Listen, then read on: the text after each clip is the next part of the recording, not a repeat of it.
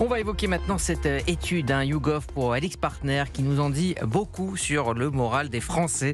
Elle concerne la consommation des ménages après une année 2025 morose. Eh bien, cela devrait être pire pour 2026. 43% des personnes interrogées prévoient de moins consommer l'année prochaine. 48% disent même avoir moins consommé en 2025. Pour en parler, j'ai le plaisir d'accueillir en studio mes chroniqueurs de la deuxième heure. Gilles Boutin, journaliste politique et économique au Figaro. Bonjour. Bonsoir Rudy. Et bonsoir, effectivement, il est 20h. Et Elliot Maman, journaliste indépendant et chroniqueur politique. Bonsoir Elliot. Bonsoir. Et puis en ligne, notre invitée de 20h15, Sandra Wabian, sociologue, directrice du CREDOC, le Centre de recherche pour l'étude et l'observation des conditions de vie. Bonsoir.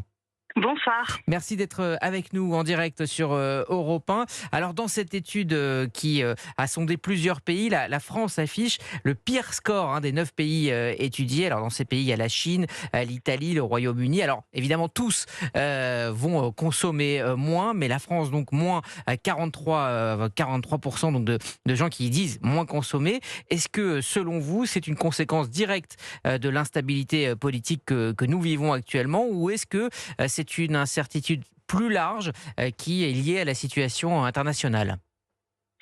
Alors, déjà, peut-être ce qu'il faut faire, c'est prendre un petit peu de recul par rapport à ce chiffre, parce qu'en fait, nous, on suit ces données-là sur longue période au CREDOC, et ce dont on s'aperçoit, c'est qu'il y a toujours des gens qui nous disent qu'ils vont consommer moins, et évidemment, la consommation, elle ne s'effondre pas non plus complètement. Et on est plutôt, contrairement à ce que dit cette étude, dans une période où on a un peu une forme de relâchement de la contrainte de pouvoir d'achat par rapport aux 2 années inflationnistes qui ont beaucoup marqué les consommateurs. Donc, le pouvoir d'achat reste une préoccupation importante des Français, mais elle est un peu moins qu'elle n'a pu l'être en 2022 et en 2023. Et donc, par rapport à la consommation dans son ensemble, on constate effectivement qu'on a une baisse de la consommation depuis le Covid. On n'a pas retrouvé le niveau de consommation de biens qu'on avait avant le Covid. Mais en revanche, par contre, on a une augmentation de la consommation dans les services.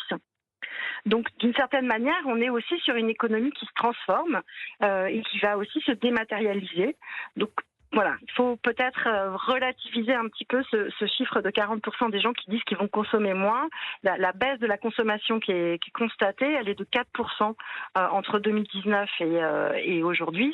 C'est beaucoup, parce que pendant des années, on avait une hausse continue de la consommation, mais c'est pas non plus un effondrement à la hauteur de ce que pourrait laisser supposer ce chiffre. Alors, il y a aussi dans cette étude ce trait de caractère français. Si dans d'autres pays, on va reporter un achat en se disant que c'est pas forcément le moment de le faire, un achat électronique, immobilier ou que sais-je, ou automobile, en France, on y renonce complètement.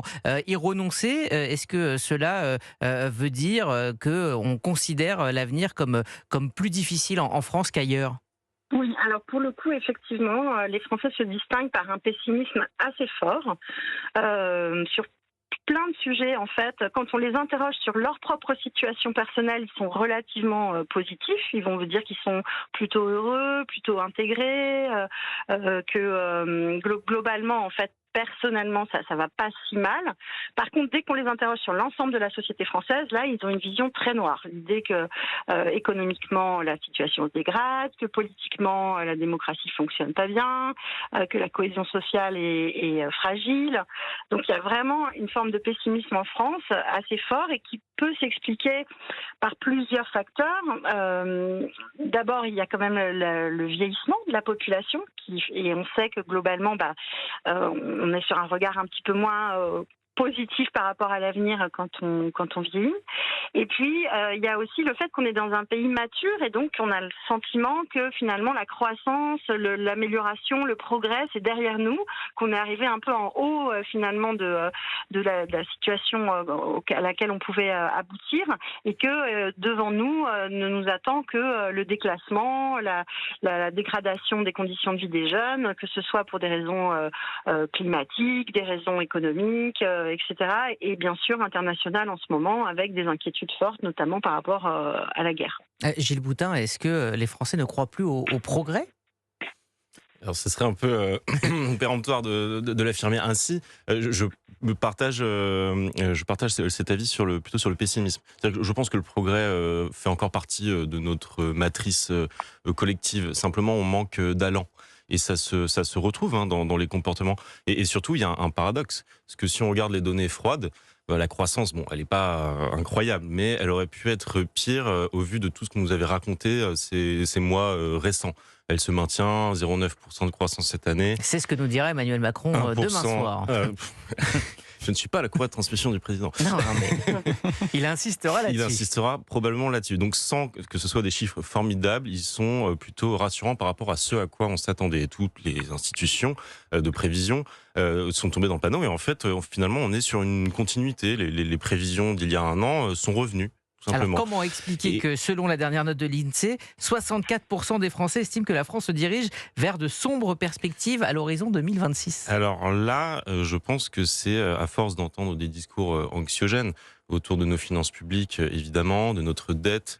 Je pense que les retraités sont effectivement très pessimistes parce qu'ils ont le sentiment qu'il y a une forme de prédation autour de leur pension et qu'ils ont intérêt à mettre de côté pour le jour où enfin il y aura une action politique qui viendra couper. Alors bon, pour minimiser, on parle à chaque fois dans le débat, on parle de sous-indexer, enfin de geler en gros les pensions de retraite, ce qui n'est pas la même chose que de les amputer. Donc il y a ces prévisions qui sont très, enfin ce discours pessimiste, et puis il y a un sentiment de déclassement aussi quand on parle de la Chine qui est en embuscade, des droits de douane américains. On a l'impression qu'on n'est plus du tout les acteurs. Et puis surtout, on n'a plus de récit collectif. C'est-à-dire qu'on ne sait pas dans quelle direction on va.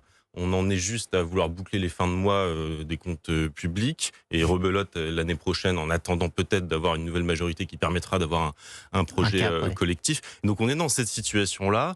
Donc comment jeter la pierre à des Français qui se disent bon, on ne sait pas du tout de quoi l'avenir est fait. On ne se complaît plus tellement dans la consommation d'objets. Comme l'a dit notre interlocutrice, on se dirige plus vers les services. Donc, vous prenez tous ces éléments et oui, les Français, même s'ils ils accumulent, ils sont très contents de le faire. Oui. Elliot Maman.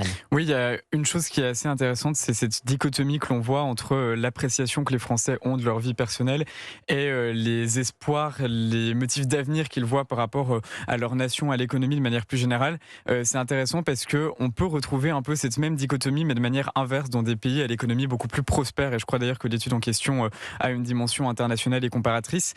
Et précisément, si on regarde les données similaires que l'on peut avoir aux États-Unis, dans un certain nombre de pays asiatiques comme le Japon, dans une moindre mesure au Royaume-Uni, on voit au contraire une confiance plus ou moins prononcée par rapport à l'avenir de l'économie du pays en tant que tel, mais un nombre croissant de personnes qui se disent socialement totalement désencastrées, où il y a une véritable crise de la solitude et qui d'ailleurs devient un véritable problème politique. Au Japon, aux États-Unis par exemple, c'est quelque chose qui devient de plus en plus prégnant.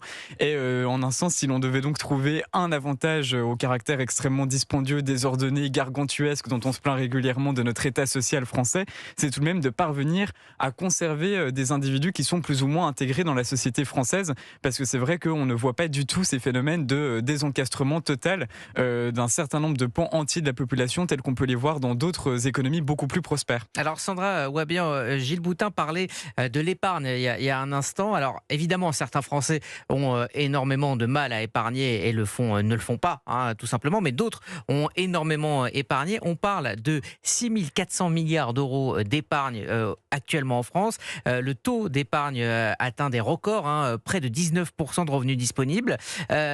Donc, que faudrait-il dire, que faudrait-il faire pour que les Français se mettent à consommer ? Est-ce que c'est une question de confiance ? Alors d'abord, il faut quand même rappeler que les 2/3 de l'épargne qui a été constituée depuis le Covid, en fait, a été réalisée par les plus de 65 ans. Donc, on est quand même aussi sur des questions de redistribution générationnelle et d'équité entre les générations. Parce que globalement, si vous voulez, si on doit résumer les choses, évidemment, il y a des personnes âgées qui ont des revenus modestes. Mais aujourd'hui, la nouvelle figure de la pauvreté, en fait, ce sont les jeunes. Ce sont plus les personnes âgées, ce sont les jeunes qui sont dans les situations à la fois d'emploi les plus flexibles. Il y a près de 6 jeunes sur 10 en emploi qui sont en CDD, en intérim ou en apprentissage, qui ont également un niveau de vie beaucoup plus faible, et puis qui n'épargnent pas. C'est-à-dire que comme ils ont des petits salaires, dès qu'ils ont leur salaire, eh bien ils le dépensent. C'est un phénomène très, très largement documenté. Donc il y a une question aussi, si on veut que la consommation reparte, il y a une question aussi d'équité entre les générations. Sachant, si je peux me permettre, Oui, que c'est Gilles très, Boutin. très difficile de déclencher un acte de consommation massif.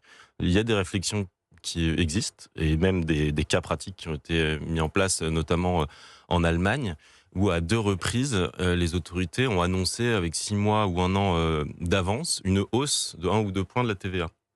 Ce qui fait que ça incite les gens, sachant cela, à accélérer des achats de type voiture ou autre, et ce qui crée un choc en fait de consommation ponctuelle, tout en sachant que cette hausse de la TVA, elle aussi est ponctuelle. C'est-à-dire qu'elle peut s'étaler sur 1 ou 2 ans et après on revient à ce qui a précédé. C'est une forme de manipulation de la consommation, clairement.